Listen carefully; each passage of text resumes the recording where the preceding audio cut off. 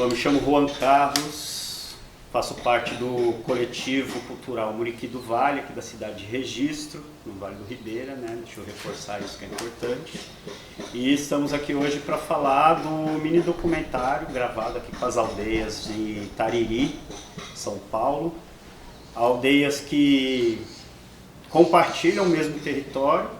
A gente veio buscar isso um pouquinho no documentário, de tentar entender como era essa relação das aldeias dentro desse mesmo território e da maneira com que elas se desenvolveram ali, sobre as movimentações, sobre as culturas que foram mantidas, ou, me usaram uma palavra uma vez, me corrige, Samuel, né? Esquecidas durante um momento, né?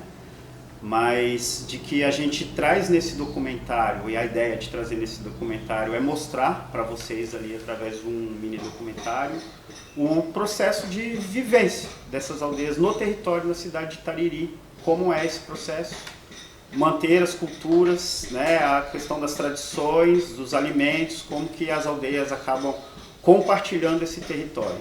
Então, eu trouxe hoje aqui com a gente o Ronaldo, cacique da aldeia Capoeirão, e o Samuel, que é um apoio ali da cacique Deustina, né, Samuel? Da aldeia Rio do Azeite, para falar um pouquinho com a gente desse processo da filmagem. Eu gostaria de começar um pouquinho pelo Samuel, porque quando nós chegamos na aldeia Rio do Azeite, a gente chegou lá empolgado, perguntando como era a cultura, o que eles faziam ali, ainda culturalmente. E o Samuel disse pra gente, não fazemos nada. E aí a gente tomou um susto. E agora, como que a gente vai gravar um documentário aqui nesse processo? E o Samuel falou que eles já não faziam o processo. A aldeia hoje, entendendo, ela é um pouco menor do que já foi, né, Samuel? Mas o Samuel falou, a gente já não faz coisas aqui há muito tempo, né? E aí a gente começou numa conversa com o Samuel para tentar estimular e ver as possibilidades de que a gente voltasse a fazer. Então, remarcamos uma data, né, Samuel? Samuel falou, preciso de um período porque a gente tem que fazer uma colheita, né, de sementes, de material para poder voltar a fazer o artesanato, para poder fazer as vestes. Então tem que ser na lua certa. E a gente veio entender isso e aí marca essa gravação para um outro momento. Mas foi de grande surpresa a gente conseguir de fato aguardar esse período, porque quando chegamos lá ao dia do dia da gravação, que a gente havia combinado com o prazo solicitado, a gente viu a aldeia toda junta ali numa movimentação de preparo do artesanato, das pinturas. Samuel nos solicitou um violão, tambor, aí fui lá para Iguape, pedi para alguém fazer um tambor. O pessoal fez, vim trazer esse tambor para o Samuel, compramos o violão e treco, ele falou, vou ensaiar porque a gente vai ter a dança de novo.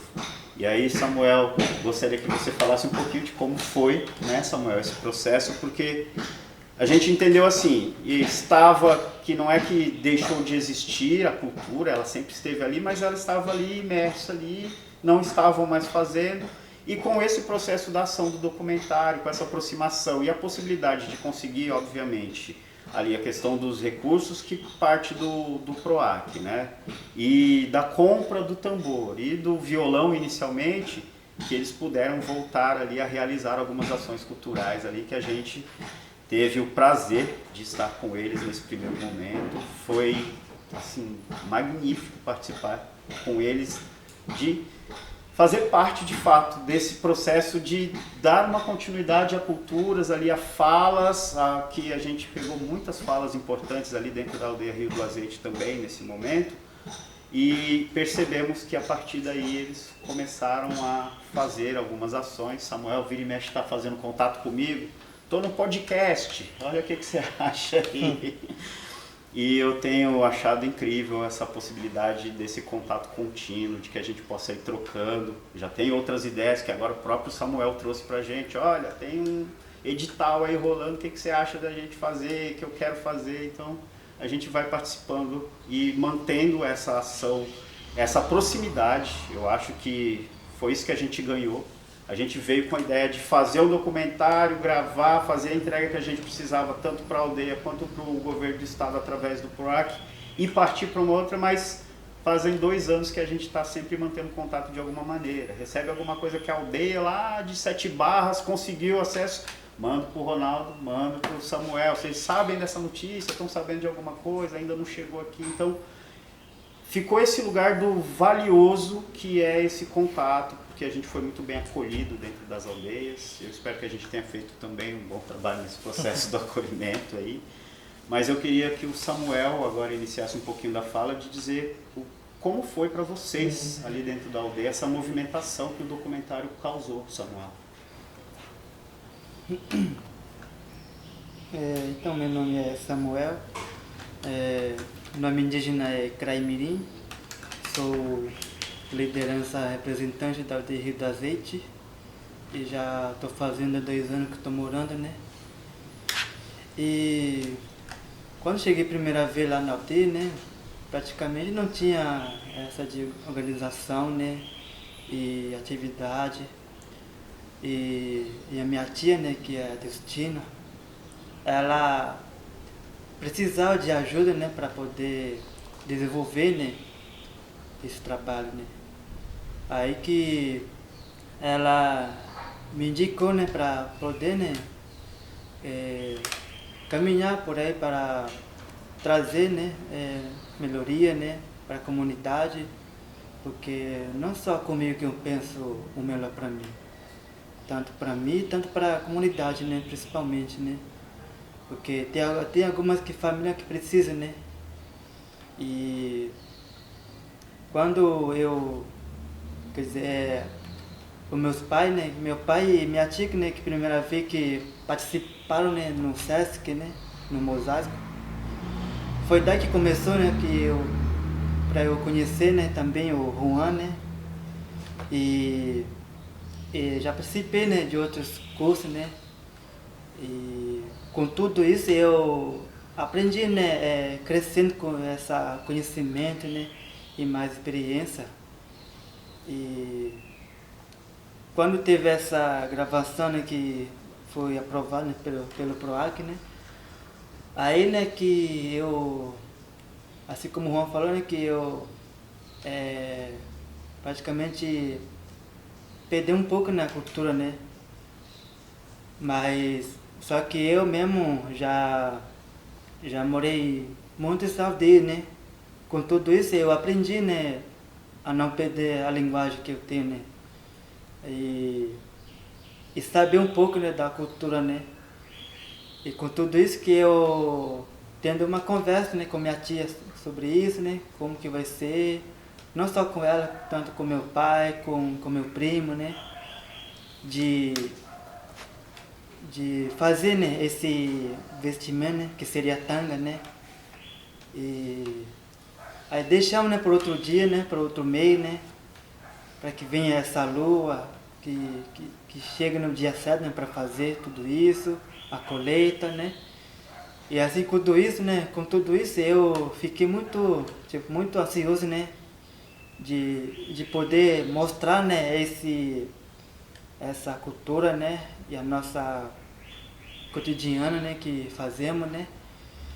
E até, né, motivei, né, o jovem que está lá, né, que estavam, né, e ensinei eles, né, a dançar, a cantar, né, para chegar o dia que vai acontecer essa gravação. Aí que, né, convidei outro, né, o meu amigo também para tocar também, né, porque assim, né, que eu acabei, né, aprendendo mais, né, mas primeira vez mesmo para eu falar em português foi difícil mesmo. Mas só que a partir do momento quando eu estudei, né, frequentei, aí a pouco eu aprendi falando, né, porque muitas pensam que, né, por que indígenas usam celular, por que tem isso, né, mas isso não quer dizer que a gente vai perder a nossa cultura, não, porque a gente vai ter a nossa cultura, nosso falar, nosso plantio, nossa atividade que a gente faz, tudo isso, né, e com essa gravação que fizemos, até o jovem, até a minha tia ficou muito feliz e muito animado, né, de poder mostrar esse aldeia que existe, né, porque quando a gente fala que tem aldeia, muitos não conhecem, né? Aí perguntam, ela tem aldeia aérea, né? Mas muitas vezes é assim, né? Porque na época mesmo não tinha uma pessoa que saia de lá de aldeia para poder apresentar, né? Mas bom que eu estou aqui para apresentar, né, a cacique e a comunidade da aldeia Rio do Azeite. E é isso, né? Samuel, quando a gente conversou inicialmente, você falou que queria também esse material, que era uma forma de você mostrar o território da aldeia, porque você pensava nessa possibilidade de turismo, né? De que, olha, mostrando o que tem dentro do nosso território, da possibilidade de acolher pessoas, porque até onde eu entendi, já existem pessoas que acessam a área do território da aldeia ali sem esse convívio, sem esse contato, né? Apenas vão até as quedas ali das cachoeiras ali por dentro do território de vocês, mas de que usando a questão do documentário em si, você, com esse desenvolvimento esse retorno, né, da prática da cultura de vocês, de que você queria a possibilidade desse contato, né, inclusive, para que as pessoas também parassem na aldeia, para que vocês pudessem mostrar ali as vivências de vocês e que, obviamente, hoje o turismo também se torna ali uma fonte de renda, né? Você mostrou pra gente a cachoeira lá das Sete Quedas, né? Eu nunca vou esquecer esse trajeto, gente. Porque Samuel falou pra gente que era 20 minutos de caminhada. Aí a gente tem certeza, e ele olhou pra gente e falou, tá, pra vocês é 30. Foi 1h30 andando no meio da mata, com queda, com um monte de coisa ali. Mas eu acredito porque a hora que a gente conseguiu chegar na cachoeira, parte da aldeia já estava lá fazia muito tempo. Então deve ser 20 minutos mesmo para eles. Para a gente não aconteceu, porque já estava.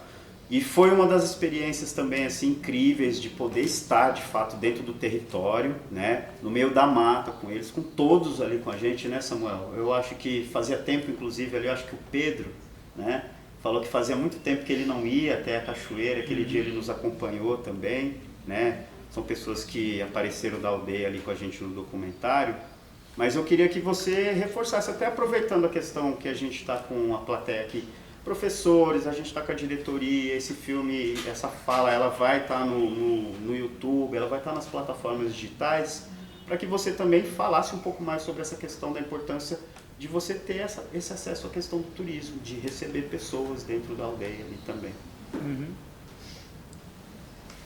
Então, sobre isso é importante, né, porque aquela vez que fomos, né, com certeza foi tragédia para vocês, né? Mas para mim, que já me acostumei muito, né? Para mim já não é muita coisa, não. Mas é importante, né? Porque quando você caminha, né, pelas matas, você sente a energia, né, da natureza, né? Porque a mãe natureza mostra para nós, né, o cântico dos passarinhos, dos animais, né? E outras coisas que tem, né? Mas não somente isso, também tem coisa para ver, né, sobre a questão da erva medicinal, né, remédio tradicional, né, que praticamente, né, o meu pai, minha tia, né, que conhece mais de fazer esse, né, esse remédio, né, e também mostrar também a dança, né, o cântico, o que o cântico representa, o que o cântico fala, né, porque alguns cânticos são muito importantes, né, para ouvir, né, sentir, né, que quando você passa por um momento difícil, aí quando você ouve o cântico, aí você sinta novamente, né, mais positivo, né. E assim, né, que essa gravação que fizemos, né, é importante também tanto para nós, para as crianças, também para o não indígena, né, para que ele possa ver, né, essa aldeia, as crianças, tudo isso, né, porque muitos não conhecem, né, como é que é, né, a história do povo indígena, né, como que eles se desenvolveram, né, e tudo isso, né, e é assim, né, que é importante mesmo, né. Bom, passar a fala agora com o Ronaldo, né? Porque, como eu disse no início, o documentário ele fala sobre as duas aldeias que compartilham o mesmo território, mas de que a gente entendeu ali um pouco, Ronaldo, que não existe essa troca de uma maneira mais constante, né? Não existe uma pessoa da aldeia ir a outra, não existe uma troca ali, não só cultural, tudo, mas de fazeres ali. Queria que você falasse um pouquinho pra gente sobre esse processo, e se você puder trazer um pouquinho, a gente já falou no documentário, vai aparecer, mas se puder trazer uma fala curta, assim, de que momento você acha que isso aconteceu, essa separação? Assim? Então, bom dia a todos novamente, sou Ronaldo Antônio Barbosa, em Guarani Caraiju, cacique da aldeia Capoeirão, hoje nós decorando Buiá Guarani. Então, tudo se iniciou lá atrás, né? Existe um histórico, né, da aldeia, da terra indígena em si, né? A terra indígena ela começou com a aldeia Rio do Azeite, depois ela se ampliou para a aldeia Capoeirão, que foi o seu Fernando, que era filho do Capitão Branco, que fundou a aldeia Rio do Azeite. E ele casou com uma Buiá Guarani, e lá ele fundou a aldeia Capoeirão, e onde hoje tá as famílias Buiá Guarani, né? Então, assim, na cultura, né, Guarani, Tupi-Guarani, sempre vai ter a liderança e sempre vai ter família chegando e saindo. E, assim, na nossa forma de organização, né, interna, a liderança ela tem que representar a comunidade tanto dentro como fora, né? Atualmente eu estou há 5 anos como cacique, indo para 6. A partir do momento que o Capitão Branco, o Fernando, né, filho do Capitão Branco, faleceu na aldeia, né, a gente ainda não sabe a morte misteriosa ainda, mas apareceu outros caciques, né, vários caciques, mas nem todos ficavam. Cada um tem um pensamento diferente, né? E eu acho que da mesma forma a aldeia Rio do Azeite, né? Outras famílias, outras lideranças, e o diálogo muitas vezes não acontecia, né? No início eu conheci o filho do Pedrão, que era o cacique também, a gente começou a conversar e depois ele saiu. Aí entrou outro, a gente começou a conversar, saiu. Aí depois eu falei, não dá assim, né? Não tem como ter esse diálogo, então eu vou focar na minha comunidade aqui, né? Vamos tentar reerguer, né? Acender essa chama aqui nessa aldeia, né? Porque também não é um histórico muito bom, né? Eu acho que a maioria das aldeias ela está sendo afetada também pelo alcoolismo, pela droga, por várias coisas que não são boas, né? Que não é da cultura, mas infelizmente isso chegou às aldeias também. Essas que estão mais próximas das cidades também, né? Isso acaba impactando com os mais jovens. Então a gente agradece também por estar um pouco longe, né? Porque a gente consegue segurar um pouco o jovem para não entrar nesse mundo, e ao mesmo tempo a gente pratica a cultura e fortalece o espírito também, falando que a essência está ali e não de fora, né? As coisas boas a gente leva para a aldeia, mostra, fala, isso aqui é bom, mas isso aqui não é. Isso aqui é da nossa cultura, então a gente vive em 2 mundos que eu falo, né? Meio a meio. E aí eu agora, né, com o Samuel, com a Deustina, eu conheci antes da Deustina perder o marido, eu tinha ido na aldeia, conheci, mas na época ela não era cacique ainda, era o Pedro. E depois ela se tornou uma liderança da aldeia, cacique da aldeia, e depois veio Samuel para somar com ela. E a gente está tendo assim, entrosamento, se encontrando, se fala nas reuniões, mas a gente não troca mensagem, a gente não dialoga no particular, a gente conversa aqui, né, como eu e ele. Daqui a gente, cada um segue o seu rumo, cada um com o seu sistema, né, como eu falo, a gente é uma terra indígena, mas cada um tem sua aldeia, sua especificidade, sua forma de organização, nenhuma interfere na outra, né? Nem eu interfiro na aldeia deles, como eles não interferem na nossa. Então, claro que uma hora e outra a gente se junta, não, a gente precisa arrumar o acesso, vamos arrumar o acesso, porque as duas têm essa dificuldade. A gente precisa de uma merendeira na escola, a gente precisa, então a gente tem esse trabalho coletivo também, né? Essa demanda coletiva, mas também tem as demandas específicas que cada aldeia recorre aos seus parceiros, né, vamos dizer assim. Então é mais ou menos isso. Né? Tá.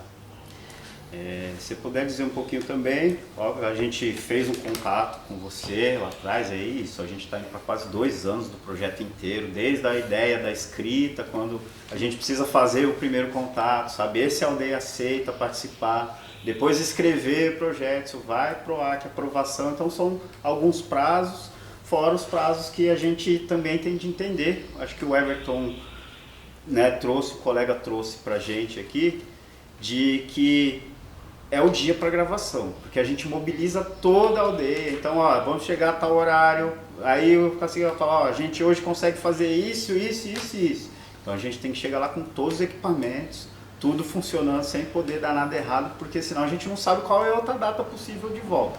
Obviamente não só as questões da aldeia, mas climáticas, nós também que temos os outros trabalhos aí fora, então sempre precisando encaixar as datas.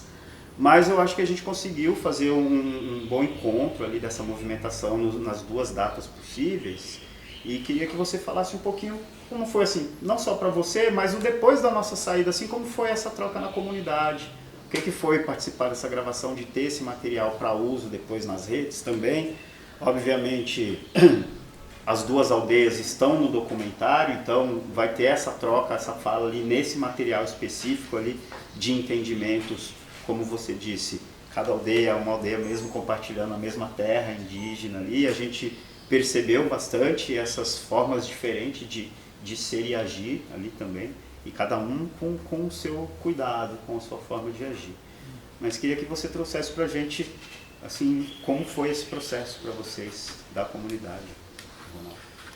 Então, a gente é um pouco diferente, né? A gente está recebendo um grupo com câmeras, né, para filmagem. As pessoas ficam um pouco envergonhadas também, porque isso não é nosso cotidiano, né, de ter pessoas lá com câmera filmando, faz isso, faz aquilo. E aí a gente fica com um pouco de vergonha, assim, mas nesse primeiro momento, antes da gravação, eu falei com a comunidade, né, que todos pudessem participar e assim, claro que, como eu falei, né, a gente não conseguiu mostrar tudo aquilo que a gente queria naquele primeiro momento também, por causa do tempo também, né? Mas assim, o que a gente pôde trazer e mostrar naquele momento, a gente conversou sobre isso, todos estavam dispostos a participar. A comunidade não é grande, isso também acho que é um ponto positivo para poder reunir todo mundo, conversar. E assim, foi muito, muito bom, achei muito gratificante mesmo. E depois disso a gente conversou de novo, que quando sai todo mundo parece que a gente fica, volta a tranquilidade, assim, porque a gente não fica agitado, né? Porque o tempo do Guarani é diferente, né? A gente não tem horário para cumprir, tipo, fora a gente que é professor, claro, a gente tem que cumprir com o nosso horário em sala de aula. A gente é engessado, né? Como eu falo também, a gente é engessado com o Estado, mas o tempo Guarani ele funciona bem diferente, né? E depois que sai todo mundo, a gente conversa, tudo tranquilo, mas enquanto tem pessoas, tem que filmar, aí fica todo mundo agitado, né? Então eu acho que foi muito bom assim também, para que a gente possa estar se acostumando também, né, com isso, porque não é rotina, né? É muito tempo sem receber pessoas lá, sem fazer algum documentário, é diferente, né? É difícil para a gente também se acostumar com isso no primeiro momento, mas assim, é bom para os jovens que estão vindo ali, que já vão começando a se acostumar, e até para a gente que está à frente, né, da comunidade, perder esse nervosismo, essa vergonha de ficar em frente às câmeras e falar, né? Eu sou um desses que é um pouco difícil assim, mas a gente tenta aí, né, em prol da comunidade, a gente vai lá e se expõe assim, bem tranquilo. É isso. Não pareceu não. Falou muito bem na câmera, aí vocês vão ver o documentário, ficou ótimo, fala muito bem. Aproveitando um pouquinho da fala que eu fiz com o Samuel sobre turismo, Ronaldo, queria saber para você, a gente tem ali uma parte que a gente coleta com você, de que você acaba recebendo grupos seletos ali em datas específicas, se você pode falar um pouquinho sobre essa ação de vocês. Sim. Então, inclusive, eu tinha falado sobre isso, né? A gente pretende e já faz um pouco desse trabalho, né, de receber pessoas na aldeia para mostrar, para ter uma vivência, uma experiência. A gente faz rituais também, né? A gente trabalha com a busca da visão, que acabou de ser finalizada agora no domingo. A gente fez um evento lá recebendo pessoas que ficam fazendo esse ritual na floresta, né? E também pessoas que querem saber sobre as plantas, conhecer a mata, fazer uma trilha e a gente falar sobre as plantas também. A gente abriu esse espaço para estar recebendo essas pessoas, né? Mas que nem eu falo, são pessoas que gostam de aventura, né?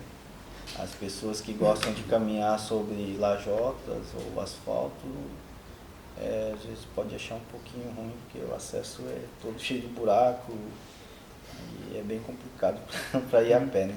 Então a gente está batalhando aí também para arrumar o acesso, já faz 5 anos, né? Mas cada passo é um passo, né? Então a gente pretende futuramente estar recebendo escola, mostrando também para as escolas do município, de outros lugares também, a tradição, a cultura, né, em si, os cantos, os nossos rezos. E eu acho que é isso que eu tenho para falar. Obrigado, Ronaldo. Samuel, fica aí, eu acho que mais uma pergunta para você. Você disse que dentro desse processo aí de vida, ter passado em outras aldeias, está se inserindo em algumas ações aí, todas que vêm um processo de um aprendizado, de você querendo buscar coisas novas. Queria que você falasse um pouquinho sobre o que você tem de intenção com esse documentário depois, quando a gente procurou, você falou, a gente vai usar, vai ter nas redes, a gente quer falar sobre o turismo, como eu trouxe na fala anterior, mas a partir daqui, se você tem mais alguma ideia, não só com o documentário, mas o que foi que ficou desse documentário ali com a comunidade lá com a aldeia. O que ficou é que ficou registrado, né, aquele gravação que foi feita, né, e também, né, que pessoas, né, que reconhecem mais, né, a nossa aldeia, né, mas há pouco, por conta que eu tô, né, tipo, indo em movimento, né, há pouco as pessoas estão conhecendo agora a aldeia, né, agora estão perguntando como é que é aquela aldeia, como é que é aquilo, né, tudo isso, né. Porque na nossa aldeia, a gente nem é Tupi-Guarani, né? Mas eu falo mais Guarani-Bã, né? Já a minha tia, meu pai e o Pedro, né? Já eles falam mais em Tupi, né? Mas usam, né? As duas coisas também, né? E a minha intenção é que a aldeia seja mais, aquilo que eu falei mesmo, que seja mais conhecido, que pessoas venham mais, né, conhecer, né. Acho que a aldeia Rio do Azeite, ela passou por diversos processos de transformação, acho que muitos caciques, né, o Samuel, que estiveram pouco tempo, com algumas dificuldades, a aldeia ela diminuiu muito de tamanho durante um período, né, ela era uma aldeia grande. Ela moveu dentro do território, que ela na parte alta, né, Samuel? Durante um período, ela desceu um pouco mais até por conta de acesso.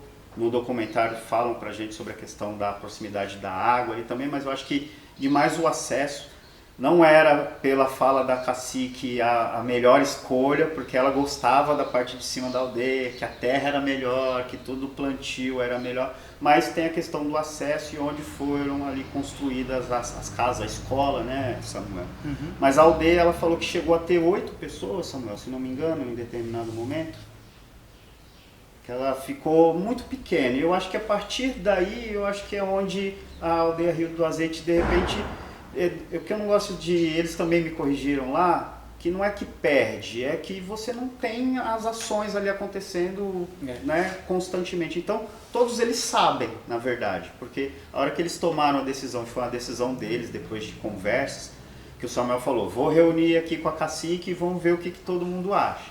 Então, a decisão deles, na verdade, de falar, olha, nós vamos fazer para a gravação.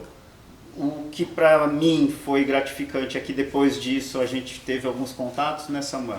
E Samuel falou, não, a gente vai continuar fazendo agora, e ainda continuam os encontros, né? Eu acho que isso foi a parte importante, mas eu acho que é a grande diferença que, além dessa diminuição de pessoas dentro da comunidade da aldeia Rio do Azeite, muitas trocas assim constantes dos caciques ali. E eu acho que lá Capoeirão, me corrige, Ronaldo, ela tem uma questão de se manter, ela não é tão grande, né? Ronaldo, quantas famílias são lá agora? Hoje nós somos em 12. 12 Já diminuiu, Rodolfo.